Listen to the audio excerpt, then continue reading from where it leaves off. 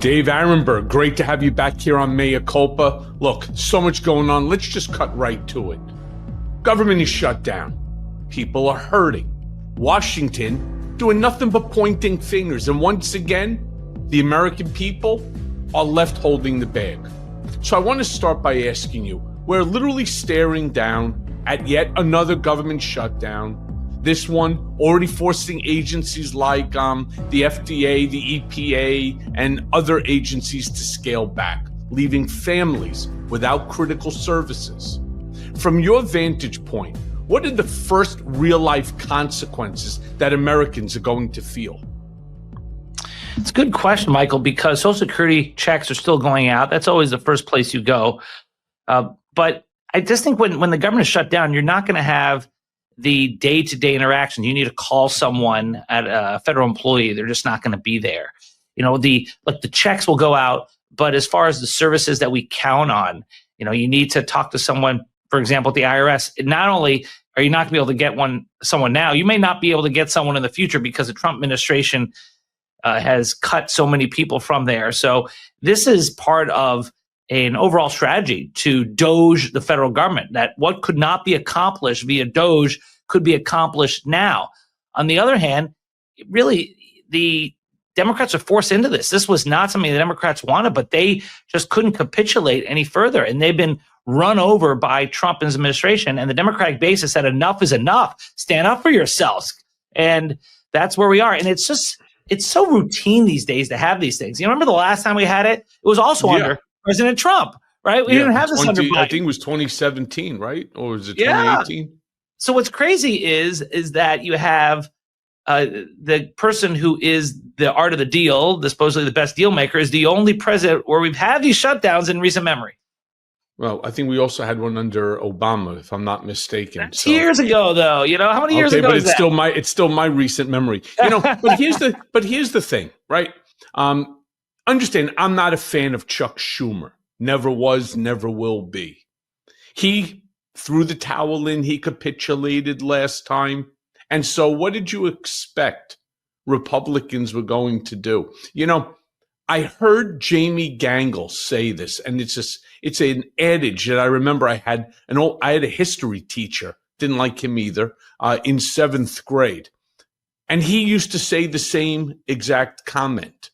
He was talking about something very different, though, when he was saying, don't play chicken with a guy who's willing to crash his car. And that's exactly who Donald Trump is. Now, of course, my history teacher at the time was trying to make it seem like, oh, he's a tough guy, right? You know, that he doesn't care. He's willing, you know, to crash the car. Don't fuck around with him. But it's very different when you're talking about Trump here. He is willing to burn the country down for what he wants to accomplish. And why Democrats didn't take that into consideration and figure out how to push this. We knew this was coming. This is not a surprise to Republicans. It's certainly not a surprise to Democrats, and it certainly isn't a surprise to independents. So why not try to figure out how to water down the poison so that we don't end up in a situation like we're in right now? Well, what's amazing is that the people who are most vulnerable are going to be generally Trump voters, people who are in the rural communities who don't have, who depend on federal services. For example, how about military families? Military families you would think would largely have supported Trump, possibly, but you know that they're required to work without pay even as they keep working. It's crazy, right? Or they're furloughed. And many of these families live paycheck to paycheck. So this is really damaging for them. And then when it comes to other vulnerable populations, people who need federal benefits, that's the kind of thing that could run out. Low-income food assistance, Head Start programs, that could face some interruptions, some closure. I mean, it seems like the people who voted for Trump, his base, the ones who are going to be hurt the most. Well, I think everybody's going to get hurt. In fact, most. I think it's hard to quantify who's going to get hurt the most. Everybody, Republican, Democrat, Independent. It's, the problem is shutdown doesn't ask you what's your political affiliation, because I'm hearing about millions potentially losing access, for example, to Medicaid reimbursements and SNAP benefits, all being frozen for these low-income families, the people who need government assistance the most. So the question I actually really want to ask you is, what kind of permanent damage does this do to the societal safety net that so many people rely upon? I don't think the shutdown is going to provide a permanent damage to the safety net. I think it's the Trump administration policies through DOGE that is a greater threat. It's the big, beautiful bill that cut billions of dollars from the Medicaid program. That's what you'll see lasting repercussions from. This is temporary. And I do think that they'll reach some agreement like they always do, and then things are back on. The fact you can just see that we're so used to this by now that the stock market originally took a dive, and now it's up again because it's like more of the same. Now, if this thing goes on, then things could change. But I think the lasting repercussions are not from this. It's from the big, beautiful bill. It's from the Trump tax cuts, which are not offset by spending cuts. And so now you have massive deficits, $3 trillion additional debt. Who's going to pay for that? It's our who's going to pay for it. The foreign countries and tariffs that are bringing in $17 trillion in the first night. Why are you laughing? Do you not think that we have taken in $17 trillion, more than 50 some odd % of our entire annual GDP? Yeah, who pays for tariffs? It's not foreign governments, right? It's the importers, and they pass along to American consumers. So yeah. And by the way, the American government may have to pay back those importers depending on what happens at the Supreme Court. That's up in the air right now. So yeah, it's a mess. And I don't think the tariffs have been fully felt in our economy. There are certain signs out there that we could be heading towards a recession. I hope not. We'll see what happens.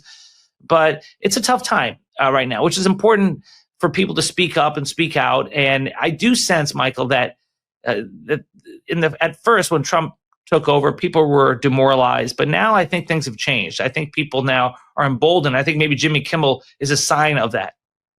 Yeah, maybe. You know who's also demoralized? Our farmers. I mean, get a load of this. So they now decide that they are going to bail out Venezuela.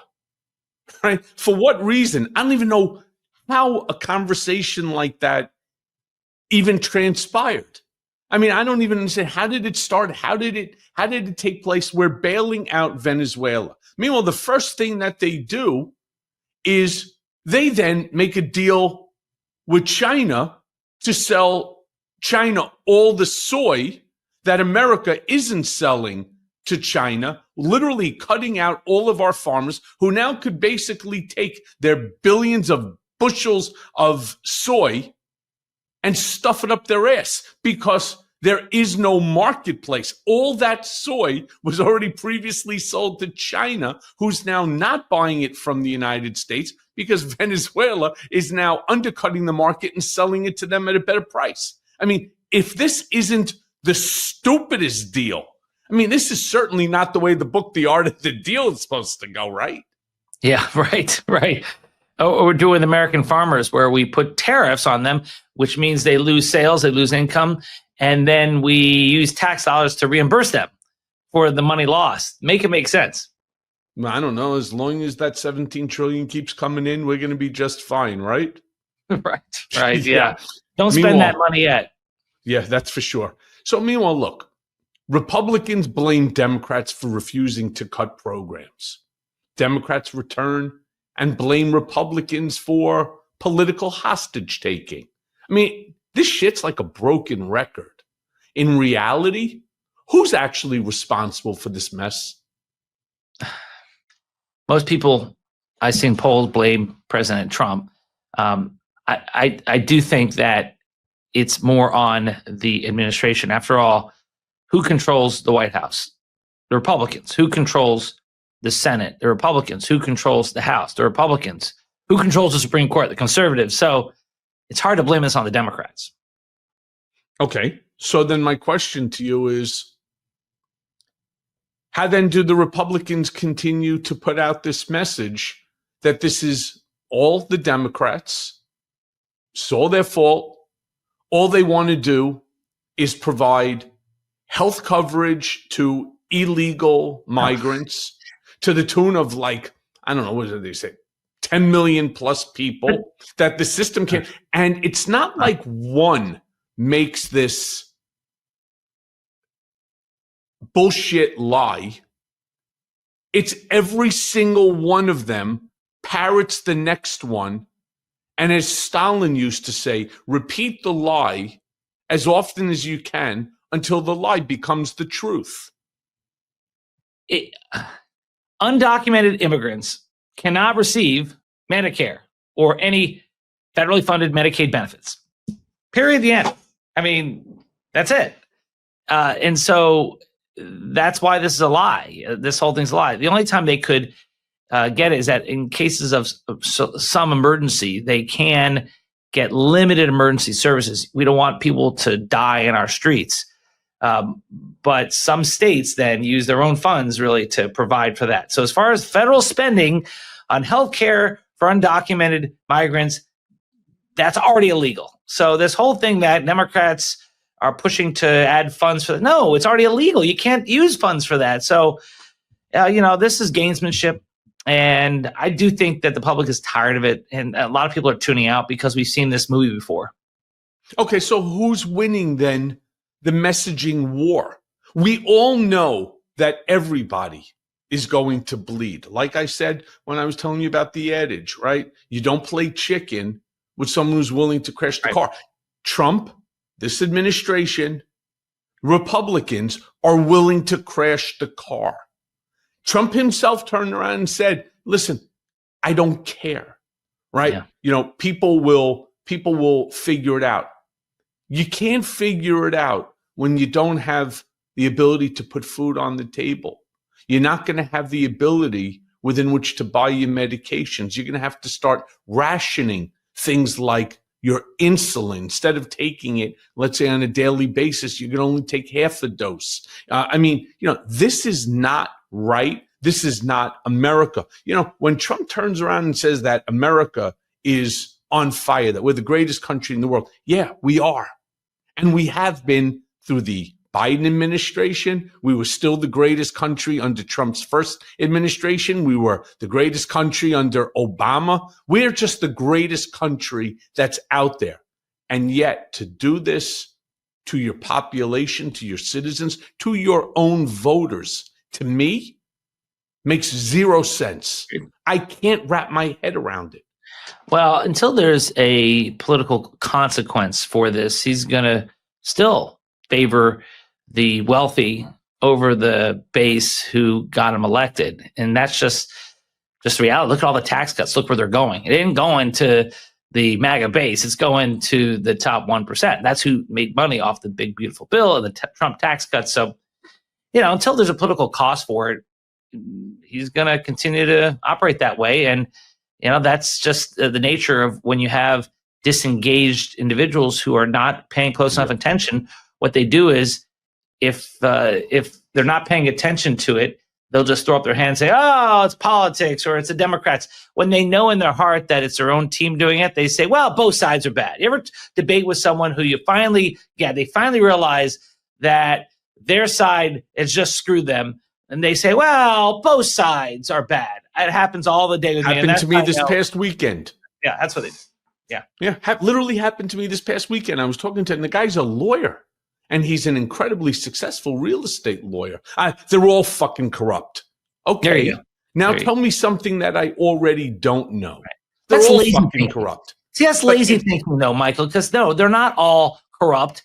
And when you say to hell on both sides, that means you haven't really done the research to know that, no, both sides are not equal on this. But it's just easier just to say, both sides. That means I don't have to do my research. I don't have to read the articles. I don't have to do anything. I'll just sit by and just stick to my current narrative in my brain. Yeah. So look, the old saying, the party in power always pays the price. Hence, of course, why we're going through all this gerrymandering chaos as well. But is this still true in Trump's America? Or has the blame game changed? Well, I think Trump has changed all the rules. And, you would never have thought that that someone could make fun of a war hero like John McCain and still get elected president as a Republican. You know, you would think when you make fun of someone who served admirably and was captured as a POW, that's when you know that everything had changed. At that point, that would have been the death knell for any candidate, especially Republicans, with all the military support that Republicans have. But no, so he's changed the rules. He was able to win states that were part of the blue wall. And so things are changing all the time, which is why Democrats need to respond and evolve and know that, you know, putting big money onto TV ads, mainstream TV and newspaper ads, not the way to get elected. You need to have the energy from, you know, places like this, MeidasTouch Network. And I think that Democrats are starting to get it, but there was a learning curve there. We were behind the eight ball. The Republicans were out there focusing on voters who did not vote frequently, infrequent voters, motivating them while we were going on TV, talking to voters who always vote, and their side won. Right. You're right. Meanwhile, let's do this. Let's strip away all the noise for a second. And I've been doing, obviously, as I always do, I mean, you know, to prepare for Mea Culpa, which I can't believe it has now turned over 500 million downloads since we started. After stripping away all this bullshit, all the noise, 22 million Americans are going to see rising healthcare costs. I think I'm probably part of that 22 million. Economists say it's inflation, supply chain, energy, has nothing to do with migrants. So the question I really want to ask you, why are Republicans so hell-bent on pointing the finger at undocumented immigrants? I mean, it is easily disprovable. And why are we as Democrats not hammering this shit home?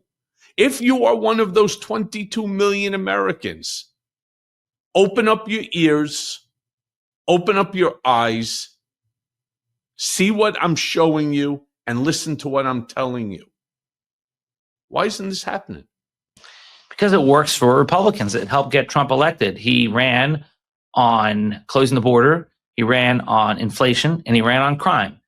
And he can't really talk about inflation much because the prices are still going up. Look at beef prices. So he wants to talk about the other two issues that he leans into, his bread and butter, migrants and crime. And he wants Democrats to fight him on that terrain, on his turf. He doesn't want to talk about Epstein.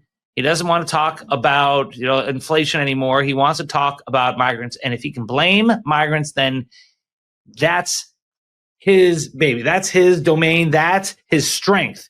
Now, to turn that around, you focus on the unpopular raids on communities where it's your neighbor, it's your employees, it's your friends who are being rounded up, not criminals, but people who may have some immigration issues who otherwise are law-abiding citizens. That's unpopular.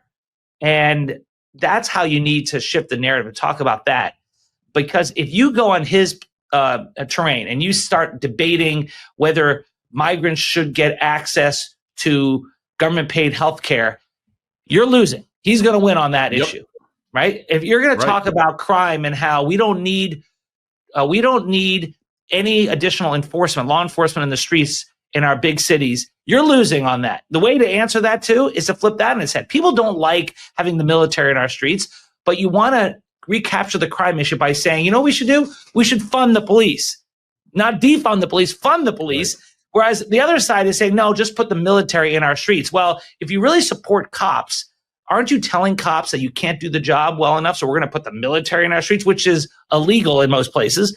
So that's why you got to be careful, because they're good at spinning things, and there are ways to respin it to take these issues back. Mm-hmm.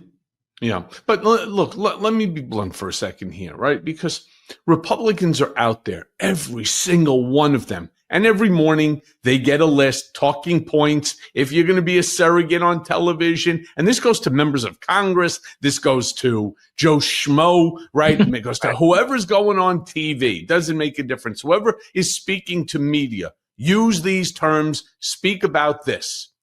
Republicans are hammering the point that these illegal migrants are draining the system. But here's the funny thing. Most of these Republicans, especially the MAGA Republicans, I'm not so sure that they see this as even being legitimate. Now, I know that their people are saying it, and so they parrot it simply because they're fucking stupid. Most of them have like 3 teeth and 4 brain cells.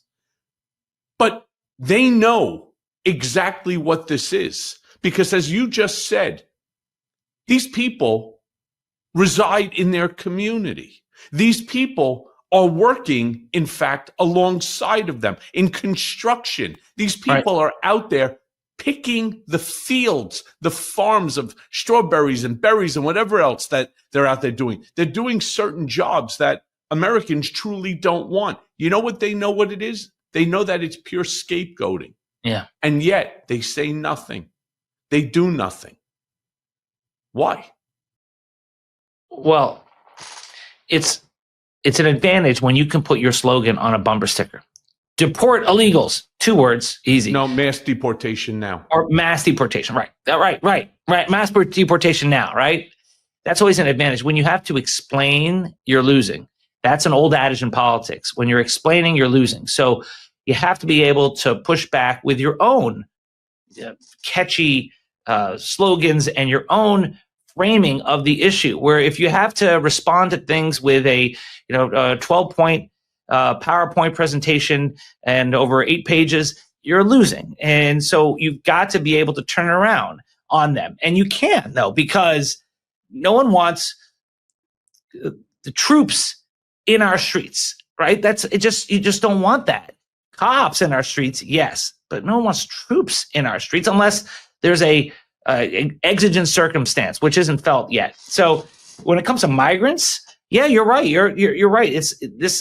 Crime is not fueled by the undocumented migrants, but there are those who commit crimes, and you have to be able to acknowledge it. And so we do need secure borders. We do need law and order, but at the same time, we don't want mass deportations of hardworking, tax-paying citizens here and non-citizens who are here. Who's going to do the jobs out there when you throw out all these undocumented immigrants who are doing jobs that many Americans don't want? And when you see inflation, you tie that to Trump's policies. When you see your fruits and vegetables go up, you tie that to Trump's policies. When tariffs raise the price of everything, you tie that to Trump's policies. There are ways to do it. And there are some very effective speakers out there who are doing it. Ruben Gallego is really good at it. You see people on TV who are good at this, and they win in swing states. So it's just a question of framing. I agree with you. Chuck Schumer's not the best mouthpiece for this. Here's a couple of 3 words that I use all the time. Tariffs are taxes. Yes, of course. How about consumers pay tariffs? Right? I mean, just keep hammering it home. Every single time you go to your big box store, every time you go to the grocery store and you take a look at your receipt, you think it's a fucking mortgage payment. It's out of control already. You go, like I was talking to my buddy, Lev Parnas, and he had just gone to the store to buy his kid back to school supplies. Turn around and goes, I can't believe it. He goes, everything is like 30% more. Backpack wasn't $12, it was $22. Then you turn around, a little thermos with a little, a little box there, a little lunch pail. It was like $25. He goes, $25? Since when? He goes, these things used to be $7. Well, what do you think? Because, stupid, tariffs are taxes. And consumers pay tariffs. Just get used to it. So when they turn around and tell you, no, you're not paying the tariffs, you have to turn around and say, well, if you're lying to me about this, what else are you lying to me about? And you know what, David, speaking about lying, there's a bigger danger here than just the shutdown. And I want my listeners to really hone in on what I'm saying here, because the danger isn't just about the shutdown. It's the leaders who are deliberately lying about the causes of the pain. Who do you think is doing more damage here? Politicians freezing funding, or the ones who are bending reality to sell the narrative?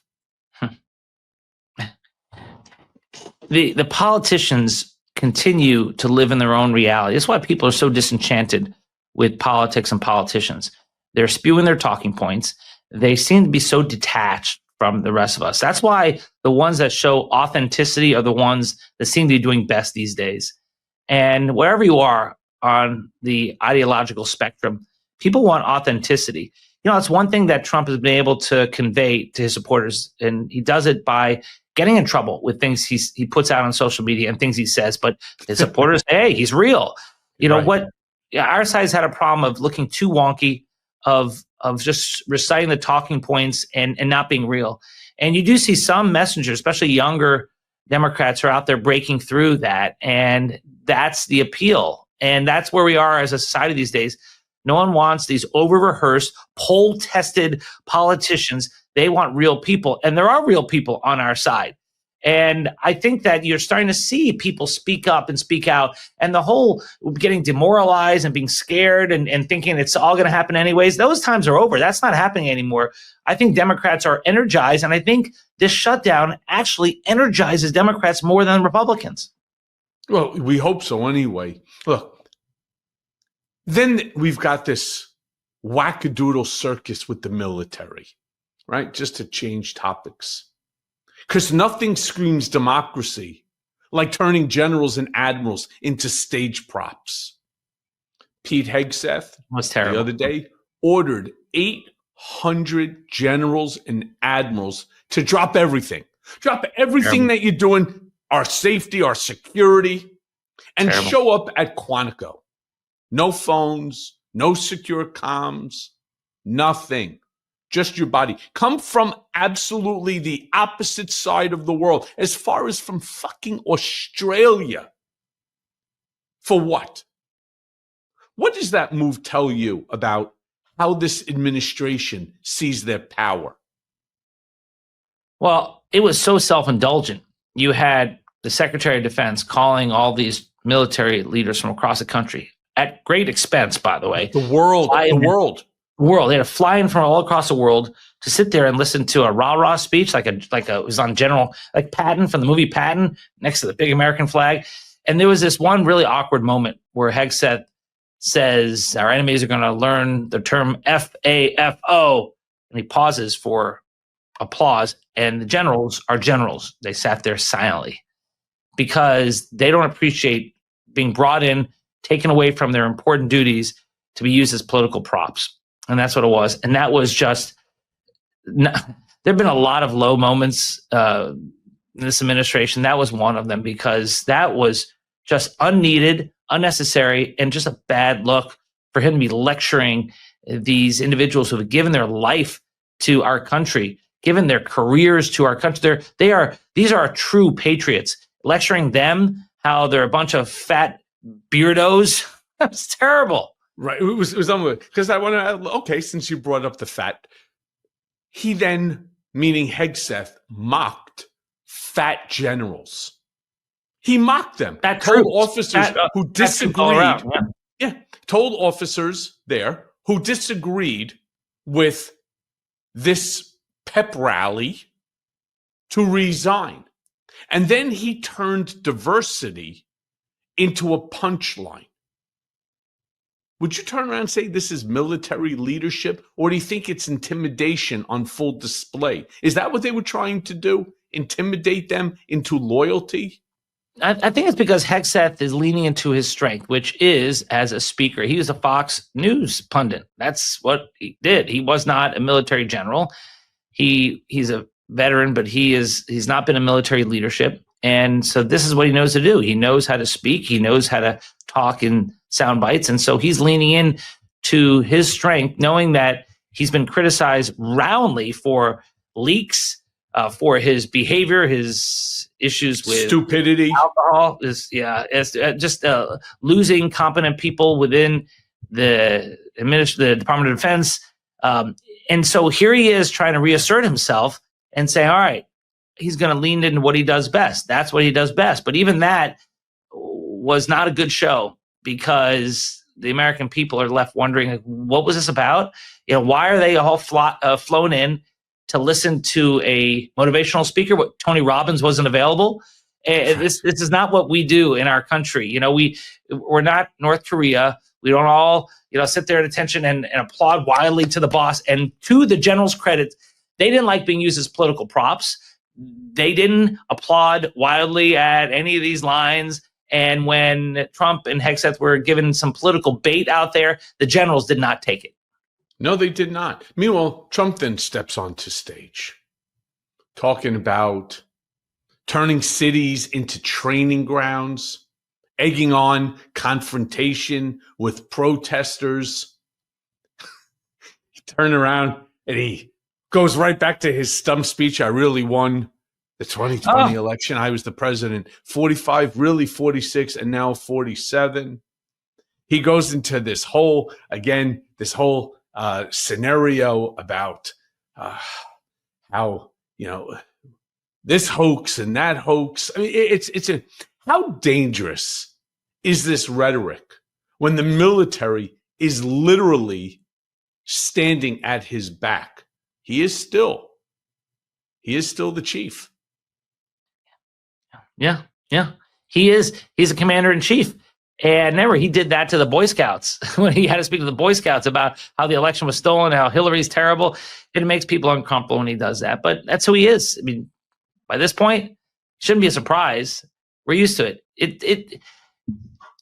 It's too bad that the generals had to be taken away from their important work to be part of that. And it's also bad for the country had to see that, because you want to assume that the leaders of our country have at least a minimum level of competence and are actually in it for the right reasons.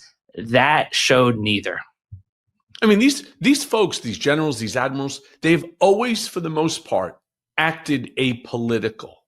Yeah. And now you're there, right, forced to sit into what could have easily been done by a Zoom call, a secured Zoom line, or something like that. Why they had to fly them from the other side of the planet to be there for this stupidity, this abuse, because it really was, in many cases, especially with Hegseth's speech. Trump's was just no different than what he said. The only thing he didn't talk about are golden showers, something I think he spoke to, at a school at one point. That's the only thing he didn't talk about. He brought that up before? He did. He talked about it. He goes, some people like that. I don't like that. Oh, yeah, because of what was in the Steele dossier. Yes. Exactly, which, by the way, is bullshit. So, look, as far as I'm concerned, these military leaders, these admirals, these generals, they try to be apolitical. Yeah. But it's impossible to be apolitical when you are sitting there and you're basically being told, okay, this bullshit with facial hair, unless you're a SEAL. Right. We're going back to the old days, right? When facial hair was no good. If facial hair is no good, I don't know, maybe tell your vice president that. If being overweight is a problem for a general who may be in his late 60s, early 70s, I don't know, maybe speak to the commander-in-chief and let's get him onto a diet too. This episode is brought to you by Prize Picks. You and I make decisions every day, but on Prize Picks, being right can get you paid. Don't miss any of the excitement this football season on Prize Picks, where again, it's good to be right. Now, I'm not going to lie, I've been cleaning up pretty well on Prize Picks this year. This week, I'm looking at the board and I'm selecting Patrick Mahomes for more than 2 passing TDs. Prize Picks, it's simple to play. Just pick more or less on at least 2 player stats. And if you get your picks right, you could cash in. Play Prize Picks to get action on football in more than 40 plus states, which include California, Texas, and Georgia. Prize Picks, it's the only app that offers stacks, meaning you can pick the same player up to 3 times in the same lineup. So you want to pick more on Josh Allen's pass yards, rush yards, and touchdowns? Now you can pick all of them in the same lineup, but only on Prize Picks. Follow other Prize Picks players directly on the app and copy their lineups in just 1 click. Whether it's a friend, a celebrity partner, or just someone whose picks you like, hit the follow button and check out every lineup they create in the new feed tab on Prize Picks. On Prize Picks, how you play, it's up to you. If you want flexibility, choose Flex Play, where you can get paid even if one of your picks misses. And if you want the biggest payouts, go for the Power Play. So no matter how you play, Prize Picks is a great way to put your takes to the test.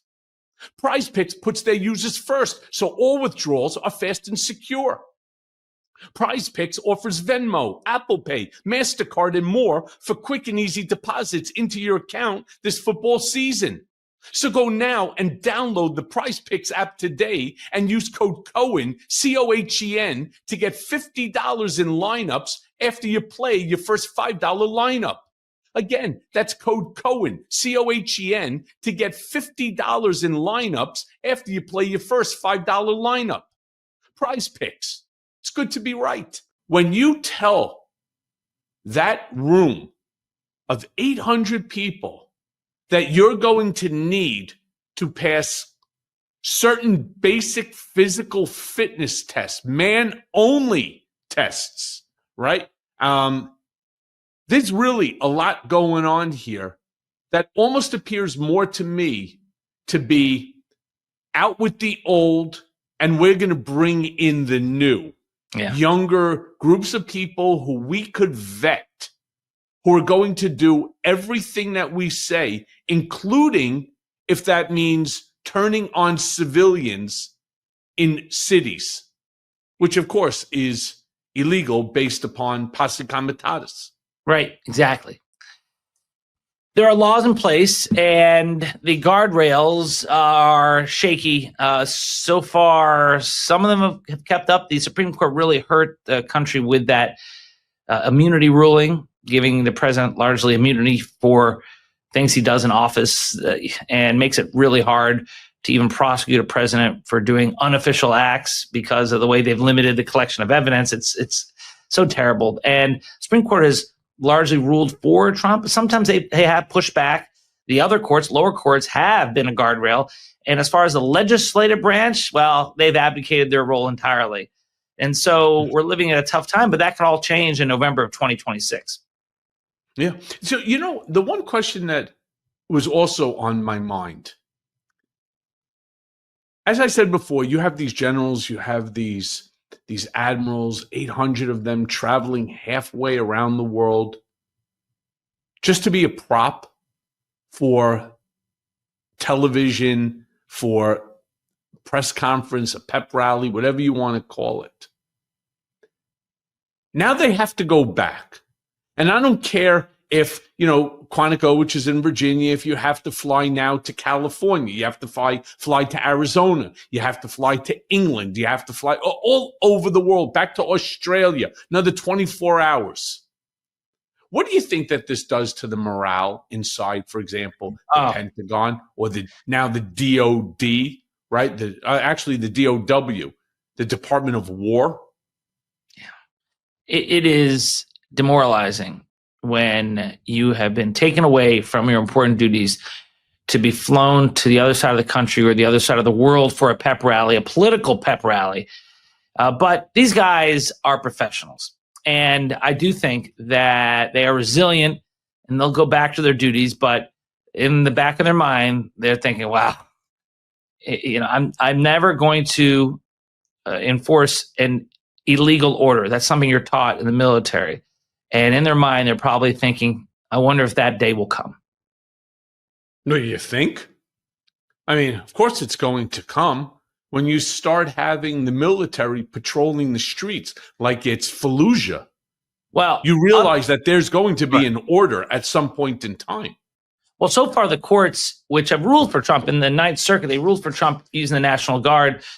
The courts have stepped in, but they've allowed it. So it's not an illegal order yet. At some point, they could be ordered to shoot civilians. That would be an illegal order.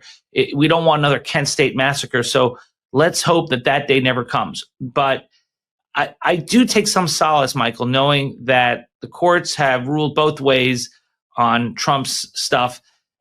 In some cases, the Supreme Court's even ruled against him. But at least the courts have shown they're not going to roll over like the legislative branch. We are supposed to have three co-equal branches of government where one side does not dominate over another, but the legislative branch has voluntarily emasculated itself, leaving only two branches of government left. And the judiciary is providing some guardrails.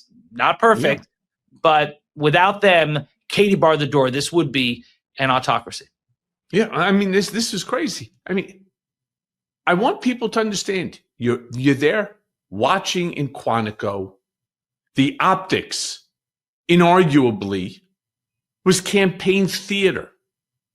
Campaign theater with uniforms front and center. Every one of them directed, by the way, to show up in their full military gear.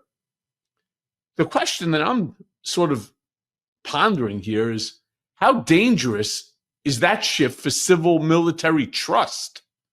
I mean, does it not now turn around and say to our civilians, can we trust? Look, too many Americans right now don't trust our legislative branch. As I said, this lawyer turned around and his response to me, they're all fucking criminals. They all steal.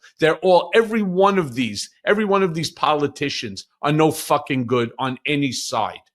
But we never thought about that from our military. The people that keep our country safe, that protect our democratic republic, that uphold the Constitution for us. What happens now when you break that? You break that trust. I don't think that the people have lost trust with the military yet, because the military, if you look at polls, is one of the last remaining institutions that people largely believe in. What is Trump? Trump's been very good about undermining our faith in our institutions. Don't believe what you see and you hear, believe me. And the military, though, because of the way they comported themselves under the first Trump administration and the way they reacted at this pep rally, I think will give people confidence that they're not going to enforce illegal orders. They're not going to shoot citizens in the streets, and they're not going to become a political arm of the White House. Now, could that change? Of course. But I don't think the military embarrassed themselves in that pep rally. I think the people conducting the pep rally did it to themselves. Except we don't know what the future holds, right? We don't know whether or not you have a bunch of racists who will follow whatever stupid ass order Pete Hegseth gives them, including shooting at protesters and so on. I mean, because I heard that inside the Pentagon, a lot of officials privately saying that this meeting was not just stupid, but it was pointless theater. Of course. So I'm going to ask you, Dave. Yes, I know it was. So if you were advising military leadership, what warning signs would you have raised? Well, they are taught, and they're really good at the structural hierarchy, so they know not to, jump out of their chain of command. And since the president is the commander in chief and the secretary of defense is right below him, when he calls a meeting, you attend it. But you also have control over your emotions. And when they're trying to goad you into political support, into a rally, and you sit there with your hands on your below yourself, so you don't even make the mistake of clapping inappropriately, then I think it's a sign of strength for the military, not a sign of weakness. I think it's a sign of independence, not of capitulation. And so I was not worried about the way the military acted. I was worried about the way the Secretary of Defense acted. Because I heard a lot of people turn around saying, you know what, if that was me, I would pick myself up and walked out. Fuck that. Yeah. I'm not going to be lectured. Imagine, I used the example to somebody too. I can't believe that they sat back and they took it. My dad was a head and neck. He's retired now. Head and neck reconstructive surgeon. All right. Chief of ENT reconstructive surgery at major hospital here in New York. Right. Imagine a resident telling him what to do.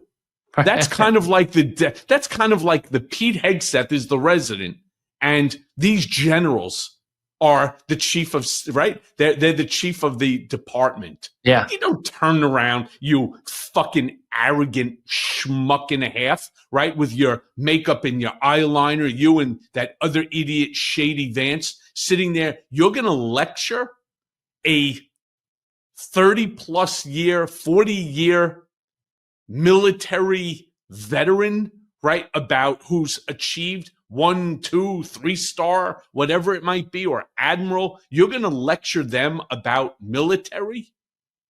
Arrogant prick. You have a way with words, Michael. You say things a lot differently than I do. But I understand the outrage. It was I've gotten really in trouble in the courthouse for saying things like this. I'm sure you have. But that's why it makes us an effective podcast host, because you speak your mind. And I agree with you that this was unseemly. But I did not expect a military officer to walk out. That would be so antithetical to everything that they've been taught, that they've learned, that's their whole credo. And it's not illegal what they did. If they were told do something illegal, then you walk out.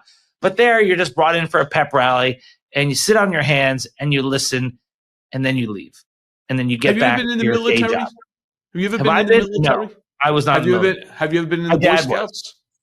I was not in the Boy Scouts. No. All right. So then I trump you because, for lack of a better term, I was a Boy Scout for 3 days. So 3 days. Yeah. So based upon my experience in right, I mean, I didn't even get the handbook. It was that was supposed to be the next reading. So look, I want to transition again for a quick second because I don't know what the hell I'm talking about here, right? And while all this is happening, again, and the reason I brought that up about the military with this civilian, the trust and so on, is because we're now seeing more erosion of trust. Trump's DOJ deciding that now is the time to start with the enemies list. And they started with James Comey, throwing him back into the spotlight with an indictment. Now, you have heard me turn around and say, I was on MSNBC and I stand firm with what I said. I think Comey's a prick. All right. I think Comey likely broke the law, and I think Comey will likely be held accountable. That's just my opinion. But I know, Dave, you've seen the playbook. Trump's DOJ, they indict Comey, looking for accountability. But many, many pundits claim that this reeks of payback. At least that's what the three hosts of the MSNBC show were turning around and saying, it's not true. It reeks of payback. What's your reaction? Payback. So damn you. I don't even know why the fuck I have you on this podcast. So here's the thing. I'm with you that Comey has done things that are improper. He did leak. In fact, he was called out on that by the Inspector General. He did intervene in the 2016 election that likely cost Hillary Clinton the election by going against FBI internal policy and speaking out about a pending case when he reopened this investigation because of the Anthony Weiner emails and then told the world about it right before the election. Hillary Clinton believes that's what cost her the election, and I don't disagree. So James Comey's made a bunch of mistakes. Did he lie to Congress? No, because he has always talked about how he has disclosed stuff to Daniel Richman, his bestie, the guy who worked with him at the FBI, who he used as a conduit to the media. The way he answered Ted Cruz and Charles Grassley's questions, they were not lies. It was not perjury. It was not a false statement. Now, some of the questions were inartfully worded, and could there have been confusion on the answer? Sure. But to prove false statement, you got to show that the person knew what the question was and intentionally lied. And there's no way, based on everything I've read, that prosecutors are going to be able to prove that in a court of law. This case is going nowhere. In fact, I don't think this case even gets to a jury. I think the judge is going to throw it out because of Donald Trump's own words on social media as vindictive prosecution. We know that Trump wanted Comey prosecuted. He hates Comey. We all know that as fact. And that we know that he pushed his attorney general and the U.S. attorney to prosecute Comey. And when the U.S. attorney refused, he fired him and appointed a loyalist, someone who has never prosecuted a case, Lindsay Halligan, who's a property lawyer, and ordered her to prosecute Comey. That's like the definition of vindictive prosecution. Okay. So it's very funny because that's the exact same thing that Eamon and Elise Jordan turned around and said when I was on MSNBC. And my comment to them, as I'm going to respond to you, isn't that the identical thing that was done to Donald Trump by Tish James? Did she not go ahead and run her entire campaign on getting Donald Trump, on bringing him to justice. So if in fact that case managed to survive, Donald Trump was found guilty, was civilly charged, why does Comey then get a pass? Well, Trump tried to get the charge dismissed as vindictive prosecution, but it's a high bar.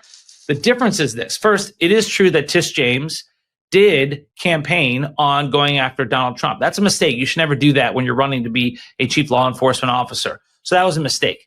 But then the question is, were the charges legitimate? Did they have an independent basis beyond the vindictiveness to actually charge this person? Now, had she ordered, because of her promise to the public, and she ordered a prosecutor charge him, and the prosecutor said, no, there's nothing here. And then she fired that prosecutor, installed a loyalist who had never prosecuted a case, and pretty much hand walked that loyalist over to file the charges. But but Tish James didn't handle the case either. There was other career prosecutors. So Lindsay Halligan doesn't have to be the one who's going to prosecute it. In fact, Alvin Bragg didn't show up even to court for 1 or 2 out of the 3 days that I was just on the stand. Well, Tish James and Alvin Bragg, they're the leaders. I was state attorney in Palm Beach County, and I did a couple cases myself, but rarely was I the prosecutor on the case. You have your assistant state attorneys to do the job. But when it came to this matter with Lindsay Halligan, she was the one who did it herself because the career prosecutors refused to. They knew that there was not enough evidence to prosecute this individual, and so they didn't. It was very telling that you didn't see this in the Tish James case or the Alvin Bragg case. It was very telling that Lindsay Halligan had to go into court herself and learn the ropes because none of her prosecutors wanted to do it. And that, to me, reeks of vindictive prosecution.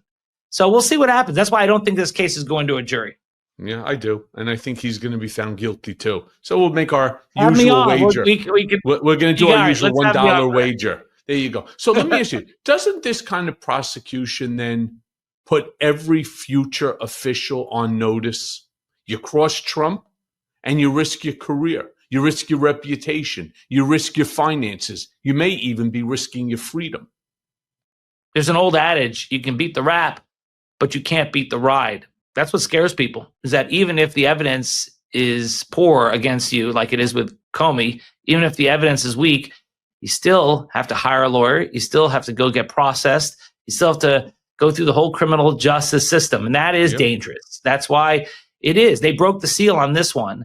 And the question is, does this now give them the freedom to do it to everyone else that they wanted to? Or will you see a Jimmy Kimmel style pushback, a revulsion about this that will slow them down? I actually think they're going to move next with John Bolton, because I do think they have an element of truth in that it's clearly targeted at John Bolton because they hate him.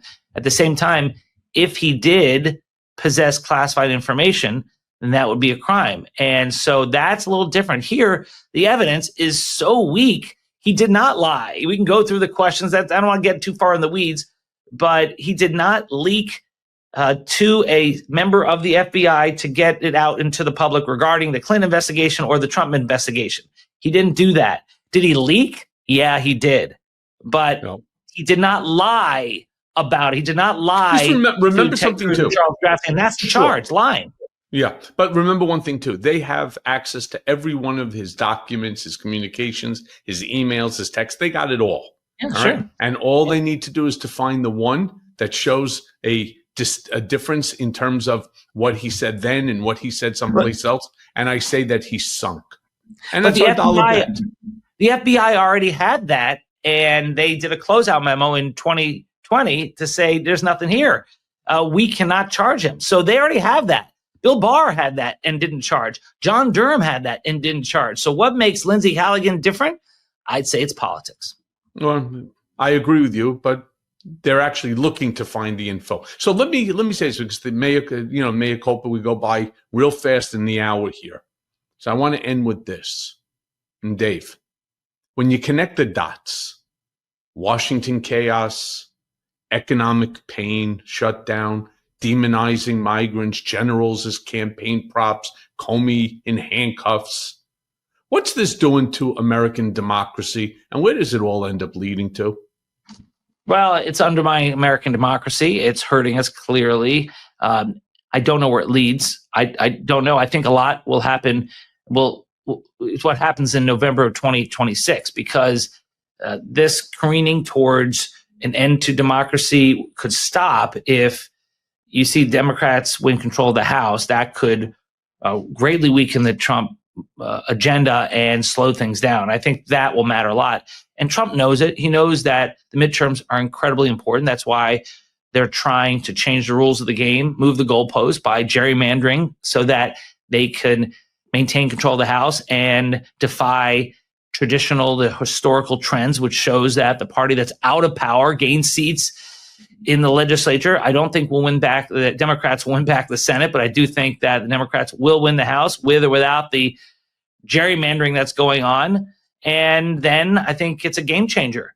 So I am not as pessimistic as so many others. I think that our country has been through a lot, civil war, for example, but I think that we will be resilient enough to overcome this. But it is a difficult time, without a doubt. Yeah. Dave Aronberg, thank you, my brother. Always good to see you. We're going to have to do some more of these. We're going to have to do some more Substacks together. Appreciate you. I guess we're going to have to wait and see. Yeah. Well, let's do it again. Thank you, Michael. Thank you, brother.